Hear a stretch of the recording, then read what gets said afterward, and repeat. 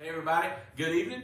This is Pastor Robert, And Pastor Jamie. and we're coming to you live from mine and Kathleen's home. And tonight we're starting something new called Storytime with Pastors. And so what we want to do is we're going to read some of our favorite Christmas books, and then we're going to talk about the truth in Scripture about Christmas, because there's so many things going on, and we want our children to know the facts about Christmas. And so what we're going to do tonight is we'll start reading the book, The Tale of the Three Trees, and then we'll talk about, in Scripture, the truth of Christmas. The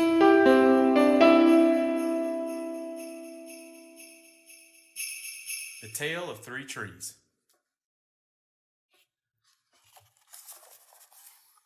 Once upon a mountaintop, three trees stood and dreamed of what they wanted to become when they grew up.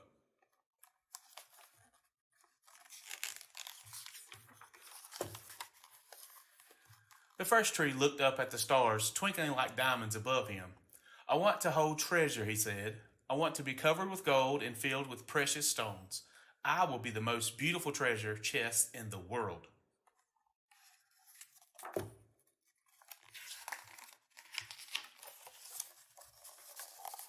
The second little tree looked out at the small stream trickling by its way to the ocean. "I want to be strong sailing ship," he said. "I want to travel mighty waters and carry powerful kings. I will be the strongest ship in the world." The third little tree looked down into the valley below, where busy men and busy women worked in a busy town. "I don't want to leave this mountaintop at all," she said. "I want to grow so tall that when people stop to look at me, they will raise their eyes to heaven and think of God. I will be the tallest tree in the world."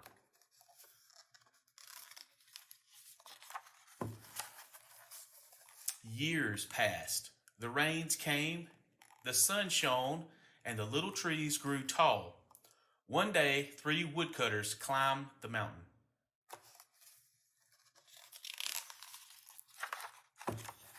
The first woodcutter looked at the first tree and said, "This tree is beautiful. It's perfect for me." With a swoop of his shining axe, the first tree fell. "Now I shall be made into a beautiful chest," thought the first tree. "I shall hold wonderful treasure." The second woodcutter looked at the second tree and said, "This tree is strong. It'll be perfect for me." With a swoop of his shining axe, the second tree fell. "Now I shall sail the mighty waters," thought the second tree. "I shall be a strong ship fit for kings." The third tree felt her heart sink when the last woodcutter looked her way. She stood straight and tall and pointed bravely to heaven, but the woodcutter never even looked up. "Any kind of tree will do for me," he muttered. With a swoop of his shining axe, the third tree fell.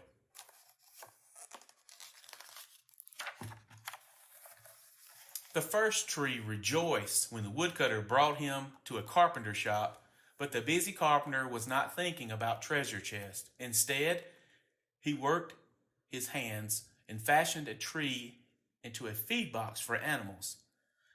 The once beautiful tree was not covered with gold or filled with treasure. He was coated with sawdust and filled with hay for hungry farm animals.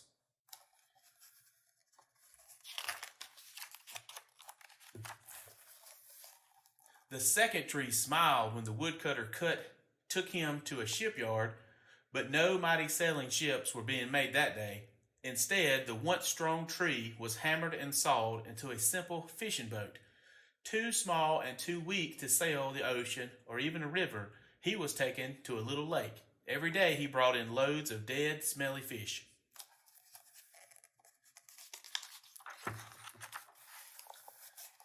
The third tree was confused when the woodcutter cut her into strong beams and left her in a lumberyard. "What happened?" the once tall tree wondered. "All I ever wanted to do was stay on the mountaintop and point to God."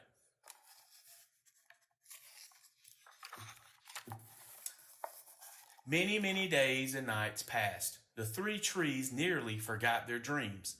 But one night, golden starlight poured over the first tree as a young woman placed her newborn baby in the feed box. "I wish I could make a cradle for him," her husband whispered. The mother squeezed his hand and smiled as the starlight shone on the smooth and sturdy wood. "This manger is beautiful," she said, And suddenly the first tree knew he was holding the greatest treasure in the world.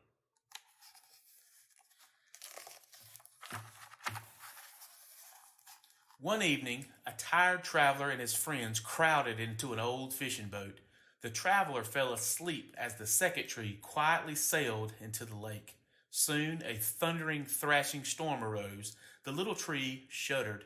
He knew he did not have the strength to carry so many passengers safely through the wind and the rain. The tired man awakened. He stood up, stretched out his hand, and said, "Peace." The storm stopped as quickly as it had begun, and suddenly the second tree knew he was carrying the King of heaven and earth.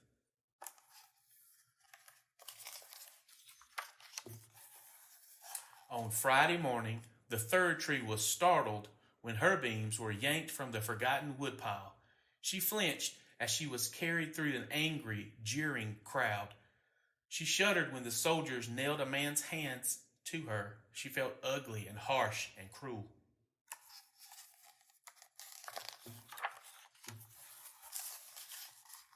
But on Sunday morning, when the sun rose and the earth trembled with joy beneath her, the third tree knew that God's love had changed everything.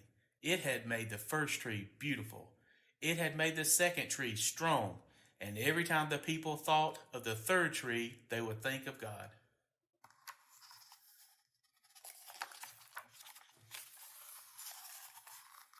That was better than being the tallest tree in the world.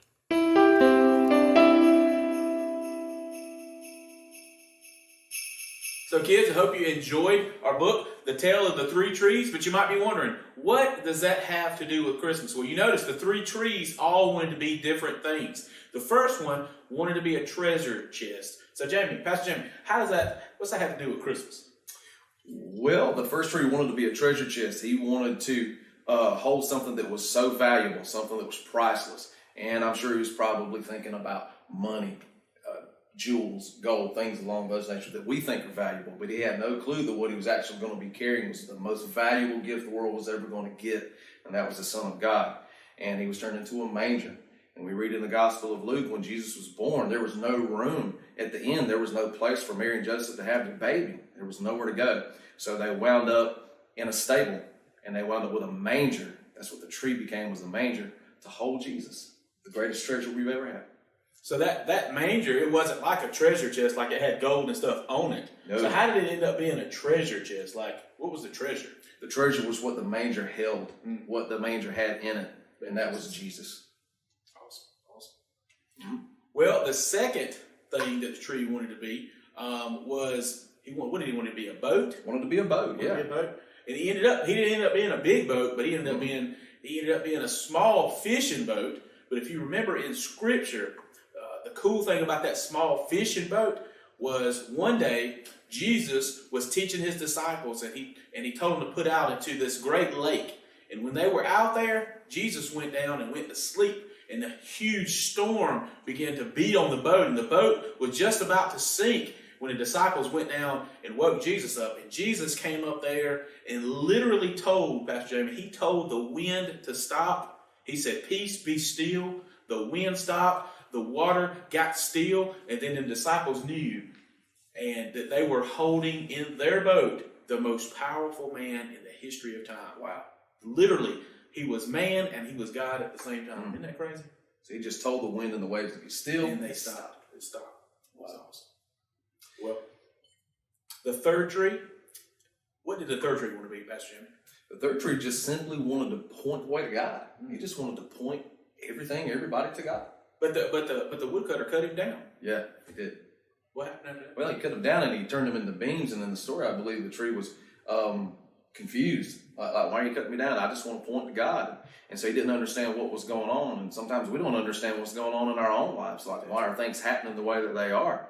But God had a plan. He's got a plan for you, and he had a plan for the tree.